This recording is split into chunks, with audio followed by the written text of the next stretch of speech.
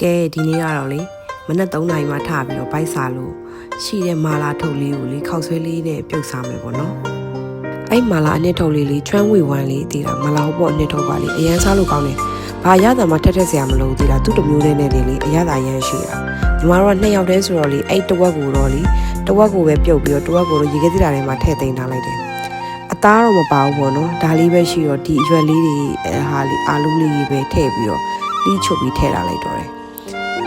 အဲ့ညတကောင်ဆိုရင်လေဘိုက်စာတတ်တာလေ2ယောက်လုံးကလေဘလူးတူလည်းမသိဘူးလို့နိုးပြီးရင်လည်းထစားရတယ်အဲ့လိုမျိုးအဲ့လိုတကောင်ကြမှာထစားတတ်တာ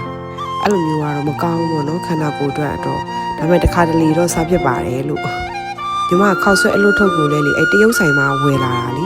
ဒီမြန်မာကဒီခောက်ဆွဲအလုပ်ထုတ်တွေဝယ်တဲ့ဟာကအရန်လေအဲ့လိုအနံ့နေလေဘလို့နှံ့နေလည်းမသိဘူးရလို့